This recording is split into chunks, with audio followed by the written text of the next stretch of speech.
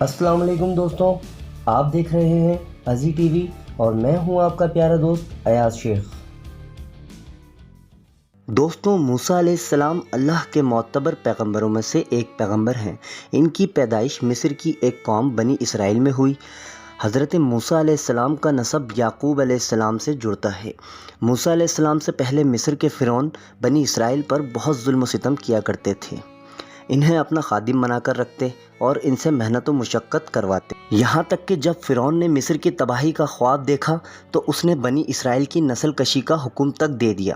مگر اس سب کے باوجود بھی اللہ پاک نے موسیٰ علیہ السلام کو پیدا فرمایا اور ان کی حفاظت بھی کی، اور ان کی پرورش اسی فرعون کے گھر میں بہت ہی شان کے ساتھ کروائی، اور پھر انہیں نبی مبعوث فرما دیا۔ بے شک اللہ سب سے بہتر تدبیر کرنے والا ہے۔ آئیے جانتے ہیں کہ فرعون کون تھا اور موسیٰ علیہ السلام اور ان کی پیدائش کے بارے میں اللہ پاک نے قرآن کریم میں کیا ارشاد فرمایا ہے۔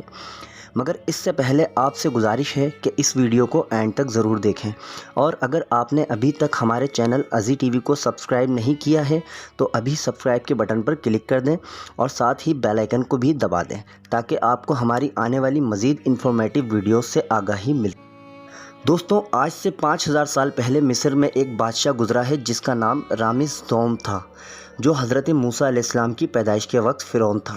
زمانہ قدیم میں جتنے بھی مصر کے بادشاہ گزرے ہیں انہیں فرعون کے لقب سے پکارا جاتا تھا، جس طرح روم کے بادشاہ کا لقب قیصر تھا اور فارس کے بادشاہ کا لقب کسریٰ تھا، اسی طرح فرعون مصر کے بادشاہوں کا لقب ہوا کرتا تھا۔ حالیہ تحقیقات سے یہ ثابت ہوا ہے کہ جس فرعون کے گھر حضرت موسیٰ علیہ السلام کی پرورش ہوئی وہ رامز دوم تھا۔ رامز دوم اس دور میں کافی بوڑھا ہو چکا تھا، اس لیے اس نے اپنی زندگی میں ہی اپنے بیٹے منفتح کو اپنے تخت و تاج کا وارث چن لیا تھا۔ منفتح رامز دوم کی 150 اولادوں میں سے 13واں لڑکا تھا، اور رامز دوم کے بعد یہی فرعون بنا، اور یہی وہ فرعون تھا جو بنی اسرائیل کے خروج کے وقت حضرت موسیٰ علیہ السلام کے پیچھے گیا اور سمندر میں غرق ہو گیا تھا۔ دوستوں، فرعون نے ایک خواب دیکھا کہ بیت المقدس کی جانب سے ایک آگ نکلی ہے جس نے پورے مصر کو گھیر لیا ہے اور سب کچھ جلا کر راکھ کر دیا، لیکن بنی اسرائیل کو وہ آگ کوئی نقصان نہ پہنچا سکی۔ اس خواب سے فرعون بہت ہی پریشان ہوا اور اس نے خواب کی تعبیر بتانے والے ماہرین سے پوچھا کہ اس خواب کی تعبیر کیا ہو سکتی ہے، تو انہوں نے بتایا کہ اس خواب سے تو یہی معلوم ہوتا ہے کہ بنی اسرائیل میں ایک لڑکا ہوگا جو تمہاری ہلاکت اور تمہارے زوال سلطنت کا سبب بنے گا۔ یہ سن کر فرعون نے حکم دے دیا کہ بنی اسرائیل میں جو بھی بچہ پیدا ہو اسے ذبح کر دیا جائے۔ اس کے اس حکم کی بدولت ہزاروں کی تعداد میں بنی اسرائیلوں کے بچے ذبح کر دیے گئے۔ بنی اسرائیل کی حالت موسیٰ علیہ السلام کی پیدائش سے پہلے یہ تھی کہ یہ لوگ فرعونیوں کے خادم ہوا کرتے تھے، اور فرعونیوں نے ان کو مختلف کاموں کے لیے مقرر کیا ہوا تھا۔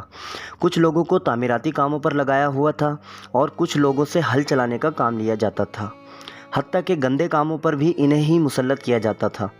بیت الخلاء کی صفائی انہی کے ذمے تھی، کیچڑ اور گند وغیرہ بھی یہی صاف کیا کرتے تھے، اور جو لوگ کسی دن کام نہیں کر پاتے تھے ان کے ہاتھ گردن کے ساتھ ملا کر باندھ دیے جاتے تھے اور مہینے بھر تک اسی مصیبت میں رکھا جاتا تھا، اور اسی طرح کے کئی مظالم ان کے ساتھ کیے جاتے تھے۔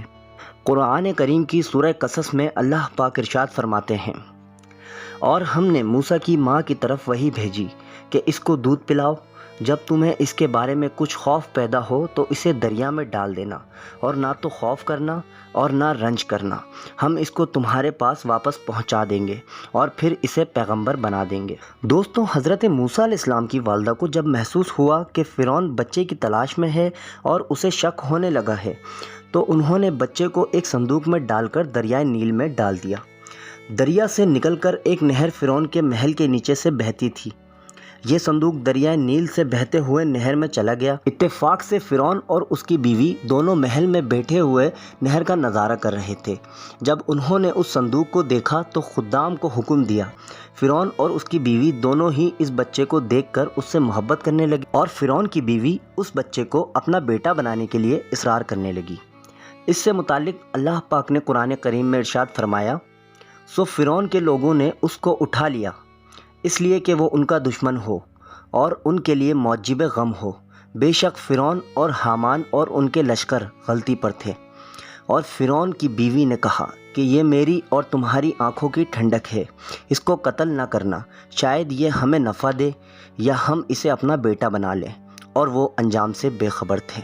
دوستوں، کیونکہ موسیٰ علیہ السلام ابھی اللہ پاک قرآن کریم میں ارشاد فرماتے ہیں، اور موسیٰ کی ماں نے اس کی بہن سے کہا کہ اس کے پیچھے پیچھے چلی جا، تو وہ اسے دور سے دیکھتی رہی اور ان لوگوں کو کچھ خبر نہ تھی، اور ہم نے پہلے ہی سے اس پر دائیوں کا دودھ حرام کر دیا تھا۔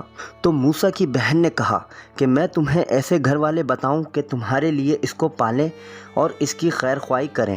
سو ہم نے ان کو ان کی ماں کے پاس واپس پہنچا دیا تاکہ ان کی آنکھیں ٹھنڈی رہیں اور وہ غم نہ کھائیں اور جان لیں کہ اللہ کا وعدہ سچا ہے، لیکن اکثر لوگ نہیں جانتے۔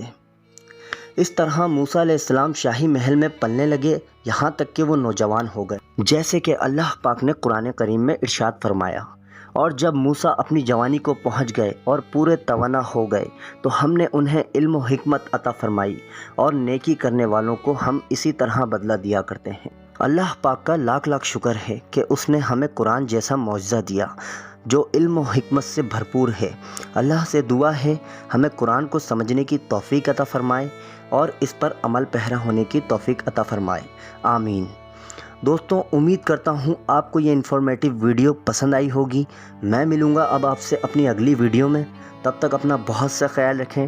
اللہ حافظ۔